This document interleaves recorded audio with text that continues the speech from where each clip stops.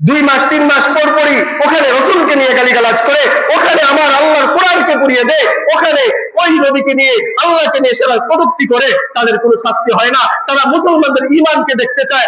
আমরা জানিয়ে দিতে চাই, যদি আমরা সরকারকে জানাতে চাই, যদি তার ফাঁসি না হয়, যদি সরকারিভাবে তার ফাঁসির আদেশ না আসে, তাহলে ইনশাআল্লাহ এই মুসলমান রাজপথে নেমে যাবে। ইনশাআল্লাহ, ইনশাআল্লাহ, ইনশাআল্লাহ মুসলমান রাজপথে নেমে যাবে। কারণ এই কোরআনের মাহাত্ম্যকে রক্ষা করার জন্য, এই আল্লাহ তাআলার এই বাণীকে রক্ষা করার জন্য যদি আমাদের বুকের এই তাজা রক্তকে বিলিয়ে দিতে হয়, দিব তো ইনশাআল্লাহ, আর তুলে দেখিয়ে দেয় ইনশাআল্লাহ। ইমানি বিষয় আপনারা জানেন, গত কিছুদিন আগে নর্থ সাউথ ইউনিভার্সিটির এই নাম হচ্ছে কি পাল, অপূর্ব পাল আমার আল্লাহর এই কোরআন নিয়ে এসে গুস্তাখি করেছে।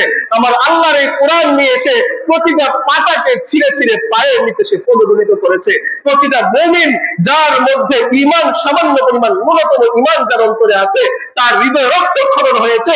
তার হৃদয় কোনোদিন এই কোরআন অবমাননার এই দৃশ্য কোনোদিন মেনে নিতে পারে নাই। সে শুধু নিজে ছিঁড়েছে, এমনটাই করে নাই, ছিঁড়ে ছিঁড়ে নিজের মোবাইলে ধারণ করে বিশ্বের মানুষকে দেখিয়ে দিয়েছে, দেখ তোদের কোরআনকে আমি ছিঁড়ে ফেললাম, কি করবি আমাকে করে দেখা। যখন এই মানুষটাকে ধরতে গেল, যখন এই মানুষটাকে ধরেছে, তখনই তাকে একদল বলতে শুরু করলো, এত পাগল, তার মানসিক ভারসাম্য ঠিক নেই, এটা হচ্ছে ওই ইহুদি খ্রিস্টানদের কালচার। বলে দিবে যে তার মাথা ঠিক নেই, তাহলে শাস্তি কম হয়ে যাবে। আমি বলতে চাই, তার যদি মাথায় ঠিক না থাকে, সে তো গীতা ছিঁড়তে পারলো না, সে তো বাইবেল ছিঁড়তে পারলো না, তামাক ছিঁড়তে পারলো না, সে তো তামক ছিঁড়তে পারলো না, সে তো ভগবত গীতা ছিঁড়তে পারলো না, সে কোনো কিছুই যোগীকে ছিঁড়তে পারলো না, ত্রিপিটক ছিঁড়তে পারলো না, কোনো কিছুই ছিঁড়তে পারলো না। সে ছিঁড়ল গিয়ে মুসলমানদের এই কোরআনকে, আল্লাহ তাআলার এই শাশ্বত বাণীকে সে ছিঁড়ে পায়ের নিচে পদদলিত করলো। আমাদের ঈমানের দাবি, যত মানুষ আমরা মুসলমান আছি, আমাদের দাবি হলো, আমরা যদি রাজপথে নামতে না পারি, যাদের সোশ্যাল মিডিয়া আছে, আমরা কমপক্ষে সেখানে গিয়ে আমরা প্রতিবাদ করে আসবো। কারণ এরা কিন্তু মুসলমানদের ঈমানের পরীক্ষা করে। দেখবেন 2 মাস 3 মাস পর পরই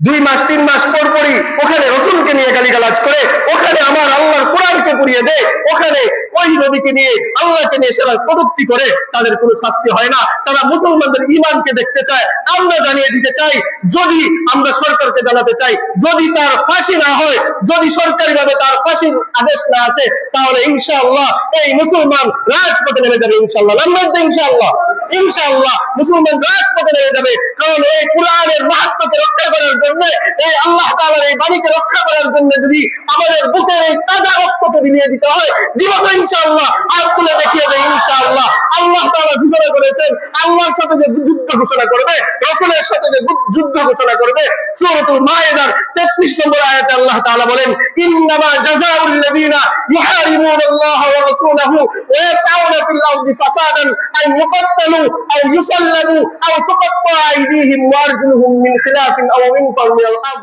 যারা আল্লাহর সাথে যুদ্ধ ঘোষণা করবে, যারা নবীর সাথে যুদ্ধ ঘোষণা করবে, আল্লাহকে নিয়ে কটূক্তি করবে, নবীকে নিয়ে কটূক্তি করবে, আল্লাহর কোরআনকে অবমাননা যারা করবে, আল্লাহ বলেন তার শাস্তি হচ্ছে 4টা। কয়টা?